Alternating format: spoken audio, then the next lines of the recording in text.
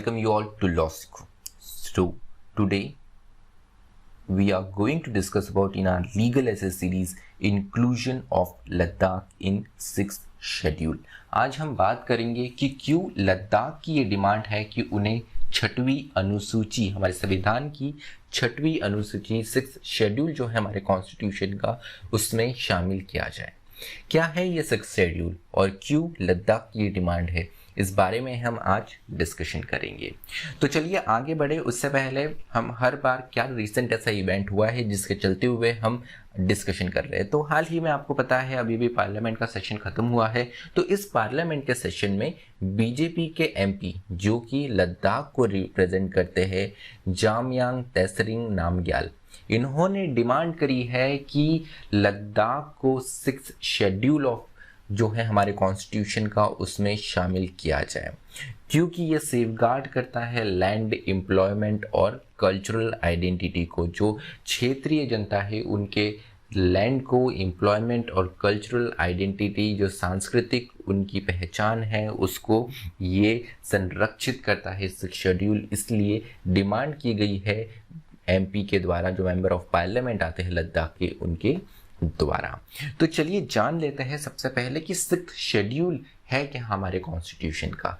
6th schedule जो कि article 244 के अंतर्गत आता है, वो कहता है कि हमारे कॉन्स्टिट्यूशन में ऑटोनोमस एडमिनिस्ट्रेटिव डिवीजन, हमारा कॉन्स्टिट्यूशन ये राइट देता है कि ऑटोनोमस एडमिनिस्ट्रेटिव डिवीजन, जिन्हें ऑटोनोमस डिस्ट्रिक्ट काउंसिल्स ADCs कहा जाता है, ये हमारा कॉन्स्टिट्यूशन के द्वारा बनाए जा सकते हैं भारत के कुछ क्षेत्रों में। इन ऑटोनोमस डिस्ट्रिक्ट काउंसिल जो है, इनके पास में लेजिस्लेटिव, जुडिशियल और एडमिनिस्ट्रेटिव ऑटोनॉमी आएंगी विद इन अ स्टेट। तो यहाँ पर स्टेट लेजिस्लेचर के होते हुए भी इन डिस्ट्रिक्ट काउंसिल्स को, इन ऑटोनोमस डिस्ट्रिक्ट काउंसिल को कुछ लेजिस्लेटिव, जुडिशियल और एडमिनिस्ट्रेटिव अथॉरिटीज़ दी जाएंगी। अब अगर हम बात करें 6th शेड्यूल की, तो इसमें स्पेशल प्रोविजन है। खासकर ये 6th शेड्यूल उन एरियाज में लग सकता है जहाँ पर ट्राइबल पॉपुलेशन है, जहाँ पर आदिवासी जनसंख्या है, और खासकर ये 4 नॉर्थ ईस्ट के स्टेट्स के लिए दी गई है, जिसमें असम, मेघालय, त्रिपुरा और मिजोरम है। अब अगर इन ऑटोनोमस डिस्ट्रिक्ट काउंसिल्स की अगर हम बात करें, तो ये ऑटोनोमस डिस्ट्रिक्ट काउंसिल बनाई जा सकती है, लेकिन इसके लिए गवर्नर को पावर दी गई है। तो गवर्नर के पास में ये पावर है कि वो ऑर्गेनाइज या रीऑर्गेनाइज कर सकते हैं ऑटोनोमस डिस्ट्रिक्ट काउंसिल्स को, और पार्लियामेंट के द्वारा यहाँ पर लॉ पास करके ऑटोनोमस डिस्ट्रिक्ट काउंसिल बनाई जा सकती है। अब एक और महत्वपूर्ण बात यह है कि पार्लियामेंट और स्टेट लेजिस्लेचर ने जो कानून बनाए हैं, वो इन एरियाज में लागू होंगे कि नहीं होंगे, ये ऑटोनोमस डिस्ट्रिक्ट्स के पास में पावर रहती है। अगर वो लॉ जो पार्लियामेंट और स्टेट लेजिस्लेचर के द्वारा बनाए गए हैं, वो किस रूप में, किस मॉडिफिकेशन और किस एक्सटेंशंस के साथ में यहाँ पर लागू होंगे इन ऑटोनोमस रीजन्स में, ये भी ऑटोनोमस डिस्ट्रिक्ट काउंसिल के पास में पावर होती है। इसके कॉन्स्टिट्यूशन के बारे में थोड़ा जान लेते हैं कि किस तरीके से कॉन्स्टिट्यूट की जाती है। तो ये 30 मेंबर की एक काउंसिल होती है, जिसमें 4 मेंबर जो है ये स्टेट के गवर्नर के द्वारा, राज्यपाल के द्वारा नामांकित अर्थात नॉमिनेट किए जाते हैं। उसके अलावा जो 26 मेंबर होते हैं ये डायरेक्टली इलेक्ट किए जाते हैं लोगों के द्वारा। तो टोटल 30 सदस्यीय ये एक समिति होती है, डिस्ट्रिक्ट काउंसिल होती है। उसके अलावा जो इलेक्टेड मेंबर है ये 5 साल तक अपना ऑफिस होल्ड करते हैं, या काउंसिल डिसॉल्व की जाए अगर इससे पहले, तो तब तक वो अपना मैक्सिमम पीरियड तक अपना ऑफिस हेल्ड करते हैं। यहाँ पर जो नॉमिनेटेड मेंबर है, ये गवर्नर जब तक चाहे तब तक इनको कंटिन्यू रख सकते हैं डिस्ट्रिक्ट काउंसिल्स में। तो जैसे मैंने बताया, मेघालय, मिजोरम, त्रिपुरा और असम, ये वो स्टेट्स हैं जिनमें ऑटोनोमस काउंसिल्स है। मेघालय में खासी हिल्स ऑटोनोमस काउंसिल्स है। उसके अलावा मिजोरम में जैसे लाई ऑटोनोमस डिस्ट्रिक्ट काउंसिल है, वही त्रिपुरा में Tripura tribal area autonomous district council देखने को मिलती है। वही असम में कार्बी एनलॉग और बोडोलैंड जैसी ऑटोनोमस काउंसिल है।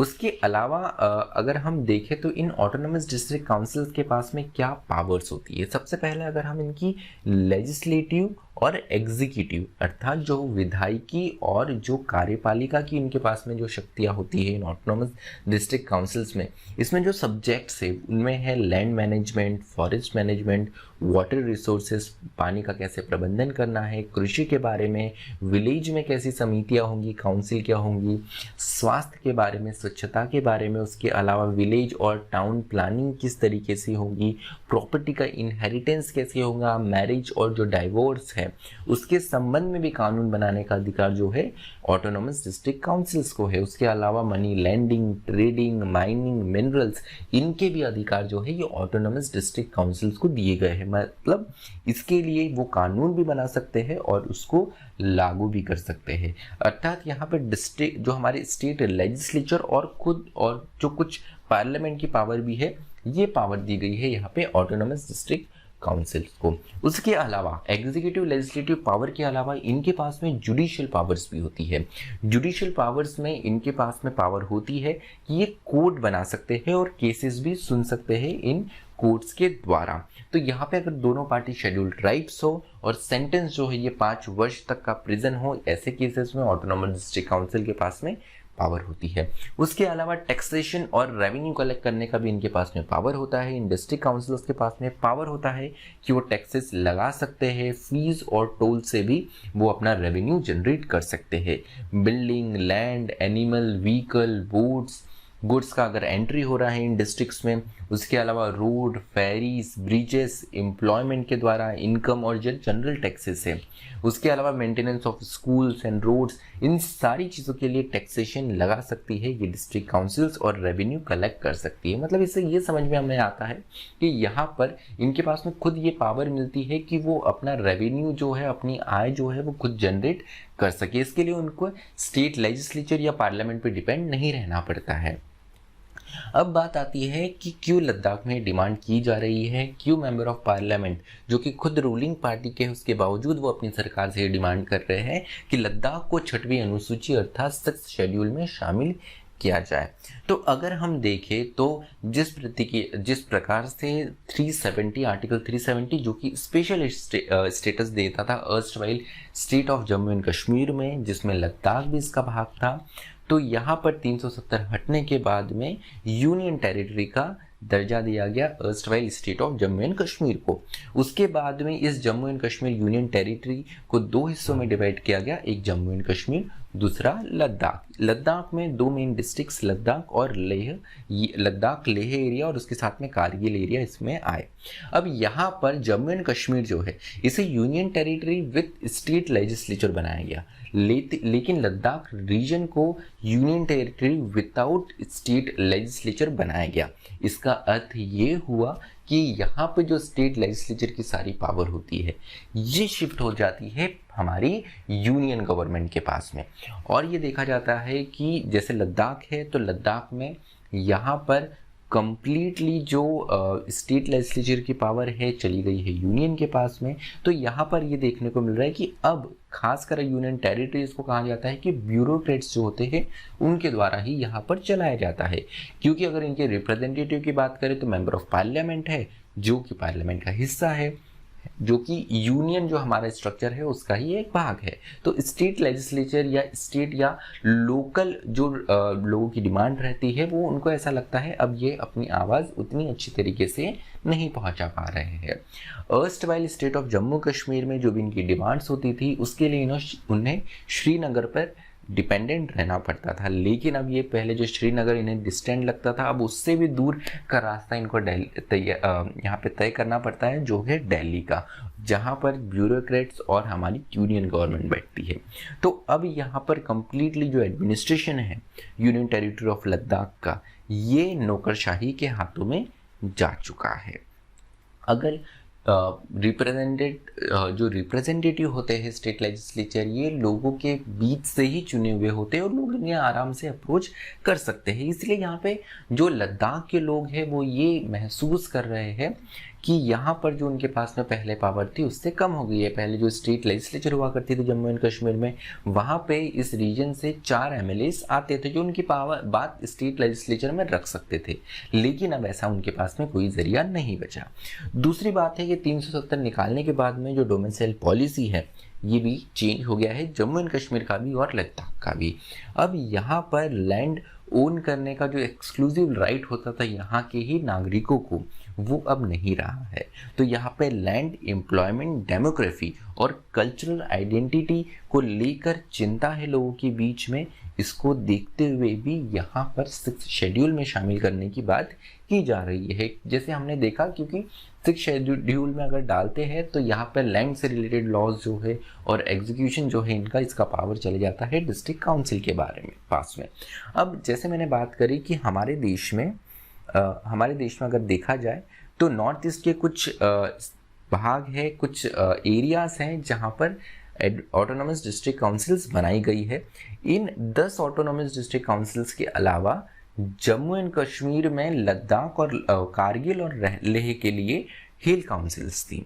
अब ये जो हिल काउंसिल्स है जो कि अब यूनियन टेरिटरी ऑफ लद्दाख में आती है, ये अपने आप में एक ऑटोनॉमस काउंसिल्स है, लेकिन इनके पास में उतनी पावर नहीं है जितनी कि नॉर्थ ईस्ट की डिस्ट्रिक्ट काउंसिल्स के, ऑटोनॉमस डिस्ट्रिक्ट काउंसिल्स के पास में दी गई है।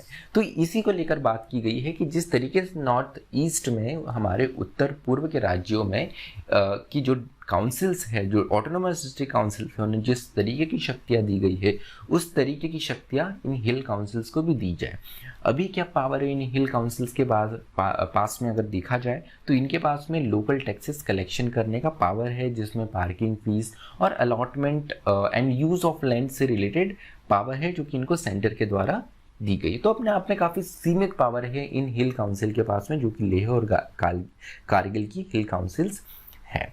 तो यहाँ पर अगर देखा जाए तो इन्हें और पावर देने की बात की गई है, तो ये केवल लोगों की ही डिमांड नहीं है। इसके अलावा ये मुद्दा national commission of scheduled tribes के पास में भी गया था। आपको बता दूं कि national commission of scheduled tribe जो है ये कॉन्स्टिट्यूशनल बॉडी है, तो इन्होंने भी सितंबर 2019 में ये रिकमेंडेशन दिया था हमारी यूनियन गवर्नमेंट को कि वो लद्दाख को 6 शेड्यूल में शामिल कर ले।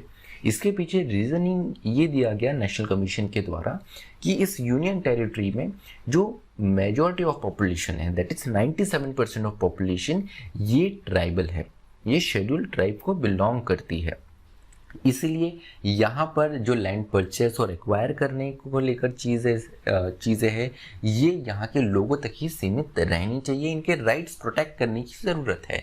साथ ही साथ इनका कल्चरल हेरिटेज, इनका एक डिस्टिंक्ट कल्चरल हेरिटेज, इनकी एक अलग सांस्कृतिक धरोहर है, इसे भी प्रिजर्व करने की ज़रूरत है। अगर इन्हें 6th शेड्यूल के अंतर्गत इन हिल काउंसिल्स को डाल दिया जाता है तो इनके पास में ये पावर मिल जाएंगी इन्हें कि वो अपनी लैंड के अलावा अपने कल्चरल हेरिटेज को भी प्रोटेक्ट कर सके।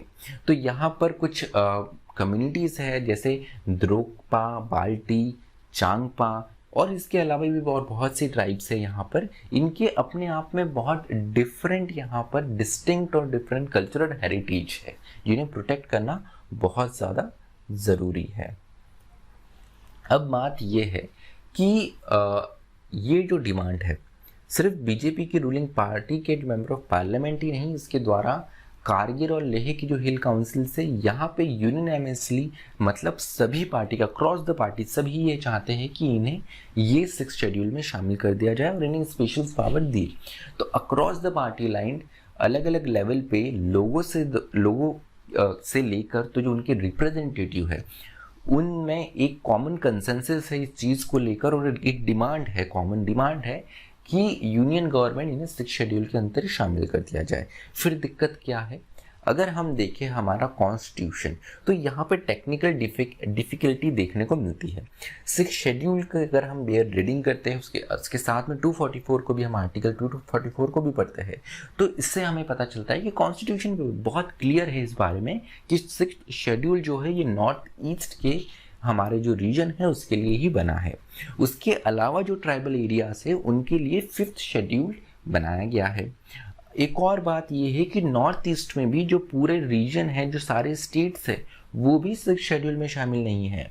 मणिपुर की बात करें, नागालैंड की बात करें, अरुणाचल प्रदेश की बात करें, जहाँ पे majority of population tribal population है, प्रीडोमिनेंटली ये ट्राइबल पॉपुलेशन से के यहाँ पर एरियाज है, उसके बावजूद भी इन्हें सिक्स शेड्यूल में नहीं रखा गया है। तो यहाँ पे बहुत चुनिंदा राज्य है जिन्हें इस सिक्स शेड्यूल के अंतर्गत रखा गया है। अगर लद्दाख को यहाँ पर इंक्लूजन करना है सिक्स शेड्यूल के अंतर्गत, तो इसके लिए हमें कॉन्स्टिट्यूशन में अमेंडमेंट करना पड़ेगा और यहाँ पर इसका एक बिल पार्लियामेंट के द्वारा पास करना पड़ेगा। तो अपने आप में ये टेक्निकल दिक्कत है। अगर हम बात करें गवर्नमेंट की, तो गवर्नमेंट की तरफ से, अभी यूनियन गवर्नमेंट की तरफ से ऐसा कोई साफ संकेत नहीं मिला है, कोई ऐसा क्लियर मैसेज नहीं मिला है कि वो लद्दाख को सिक्स शेड्यूल के अंतर्गत शामिल करेंगे। जो राज्य मंत्री है, गृह मंत्रालय के जो राज्य मंत्री है, उनके द्वारा भी सिर्फ आश्वासन ही दिए गए हैं, लेकिन ये एक लॉन्ग स्टैंडिंग डिमांड जो है वो अभी भी यूनियन के सामने पेंडिंग है। तो चलिए आज का डिस्कशन हमारा यही खत्म होता है। आप चाहे तो हमसे टेलीग्राम और इंस्टाग्राम के माध्यम से जुड़ सकते हैं। टेलीग्राम पे आपको इस वीडियो की PDF भी मिल जाएंगी। इसके अलावा अधिक जानकारी के लिए फॉर फर्दर इंफॉर्मेशन आप हमारी वेबसाइट www.lawsikho.com भी विजिट कर सकते हैं। मुझे सुनने के लिए आप सभी का धन्यवाद। Thank you. Stay tuned to law सीखो।